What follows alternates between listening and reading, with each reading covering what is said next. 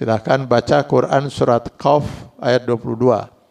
Laqad kunta fi ghaflatin min haza fakasafna anka ghita'aka fabasarukal yauma hadid. Nah kalau tabir alam gaib sudah dibuka, ya sudah nggak ada ujian. Karena ujian keimanan itu kita harus mengimani sesuatu yang gaib. Allazina yu'minuna bil gaib di awal Al-Baqarah itu. Apa yang disebut gaib? Tidak bisa direkam oleh indera kita, nggak bisa diolah oleh akal. Coba lihat rukun iman yang 6. Semuanya gaib. Diawali dengan iman pada Allah. Allah zat yang maha gaib. Makanya kenapa banyak manusia yang kafir? Ya karena nggak bisa melihat. Coba kalau sekarang Allah itu bisa nyata dilihat. Gak mungkin ada yang kafir. Coba kalau sekarang kita bisa melihat surga dan neraka. Hebat kalau ada orang berbuat maksiat. Gak akan ada.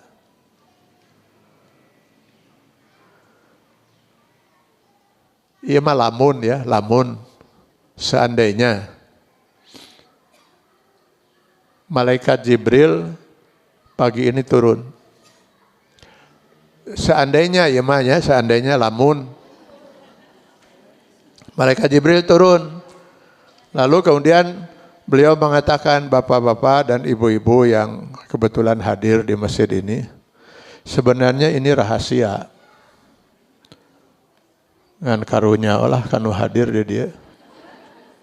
Bisi hayang ningali neraka.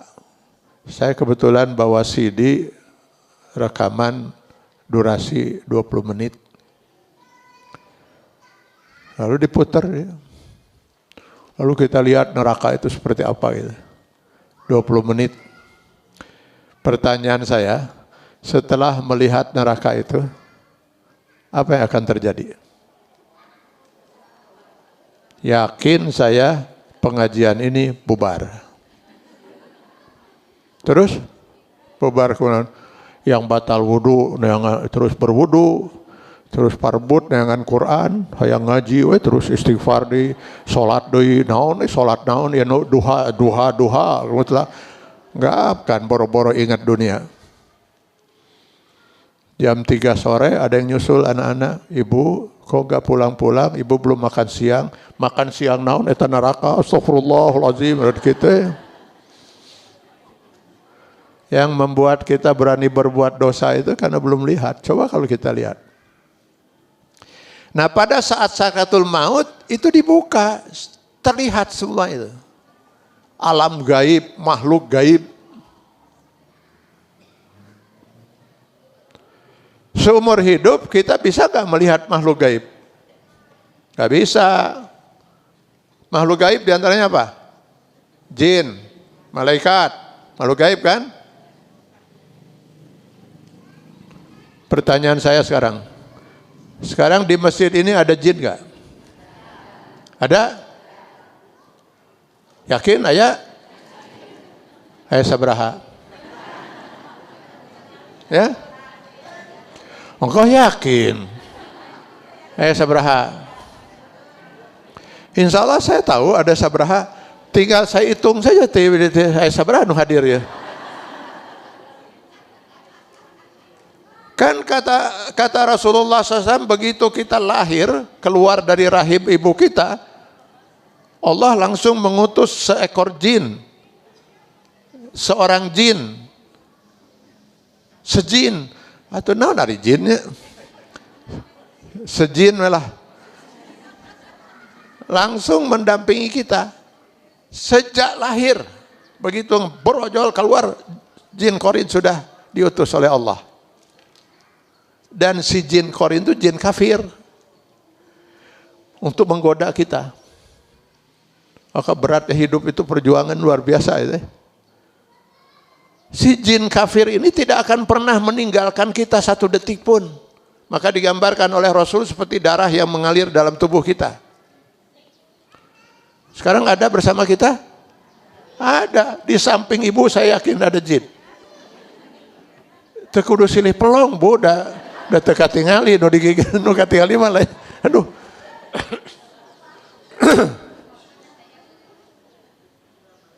Si jin ini tidak akan pernah meninggalkan kita kecuali kalau dia mati.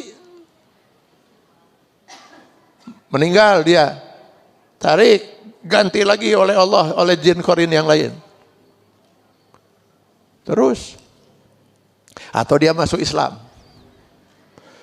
Karena dia terkagum-kagum oleh kesolehan ibu, akhirnya dia masuk Islam.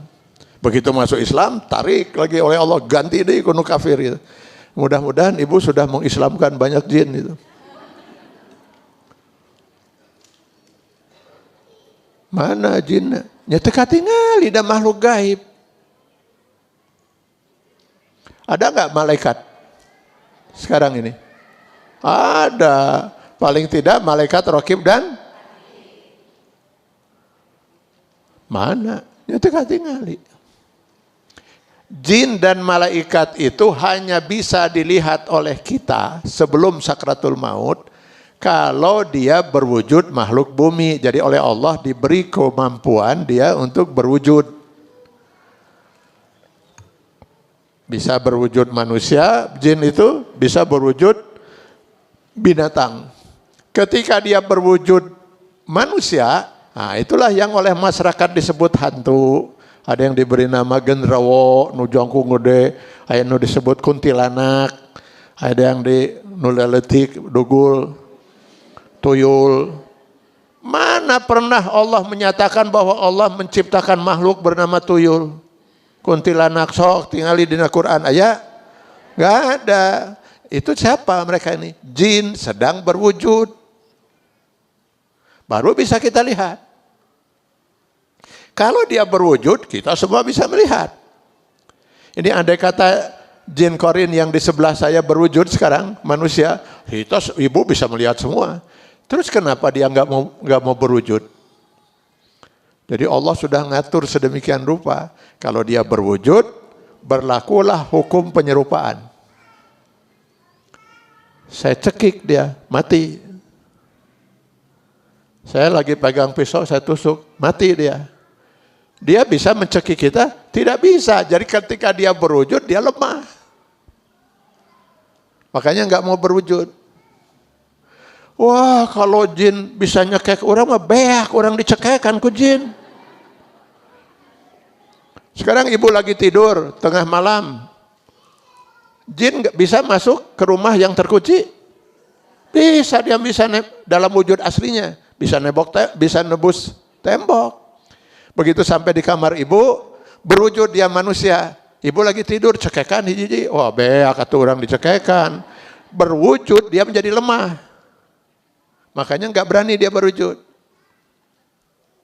Makanya Bu, nanti lain kali kalau ibu ketemu jurik, hantu, cekek Bu.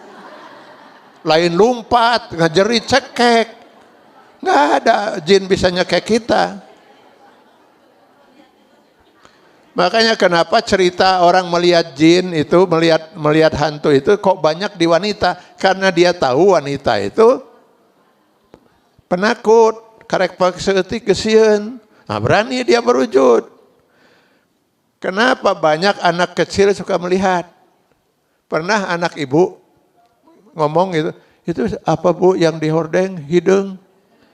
Begitu ibu lihat mana? Tadi ada Bu. Berani dia ke anak kecil, karena dia yakin anak itu nggak mungkin refleks mengambil sesuatu untuk mencelakakan dia.